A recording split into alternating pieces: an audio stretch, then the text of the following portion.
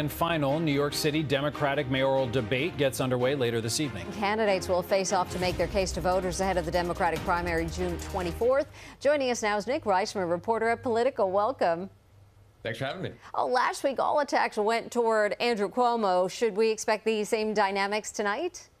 Well, we have seen Andrew Cuomo really lead almost wire to wire in this race in virtually every poll. However, just yesterday evening, Politico was able to report on a new poll that's come out from Justin Brandon's city comptroller campaign that also polled the Democratic primary for mayor, finding that Zoron Mandani has a narrow but 4-point lead over Andrew Cuomo in this race so far. So it's just one voter survey out of many that have shown Andrew Cuomo with this durable advantage in the race. But I would not be surprised if we start to see some attacks leveled at Assemblymember Zoron Mandani as we see him kind of starting to surge here in the final days of this campaign. So do you expect those attacks, as they have been of late since Mamdani's momentum has continued to grow, do you expect them to be targeted towards inexperience? What should his strategy be if he does face that at the debate tonight?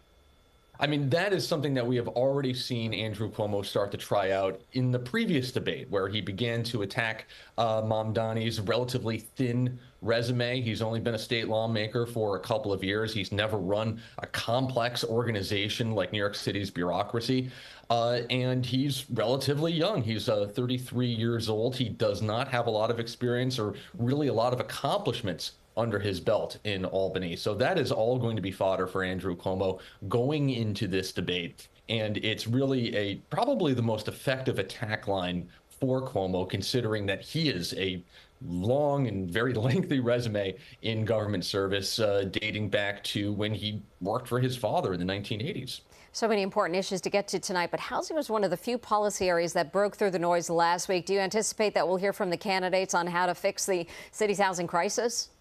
I mean, I think it all kind of will come down to that broad affordability theme that you're hearing from a lot of the candidates throughout this campaign. I mean, obviously, when you look at polling, people are concerned about public safety and crime, certainly in the city, but really primarily it is the affordability concerns that a lot of people have. And that is something that I think plays to the strength of Mandani, who has pledged a number of things where he wants to say offer free services for buses as well as government-run grocery stores. He's going to propose a big tax increase on rich people in order to pay for it all, and that's going to be something that's going to be very difficult for him to get through in Albany, since he would have to ask his former colleagues in order to do that.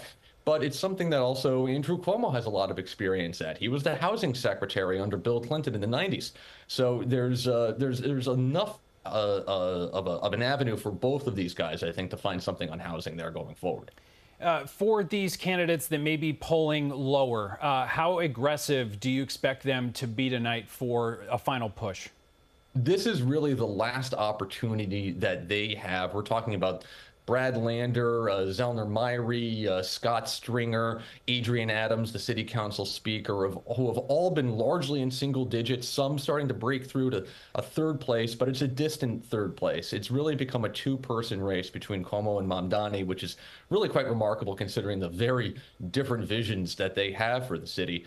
But those candidates who are kind of entering also run status at this point, they're going to have to try to find a moment. This is the last chance for them to break through directly to voters. And they still have a chance here because this is really the time when voters are starting to tune in on this race.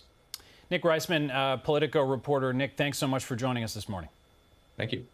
And stick with us for all of the latest on the second New York City mayoral debate by heading over to CBSNewYork.com at any time. The late Congressman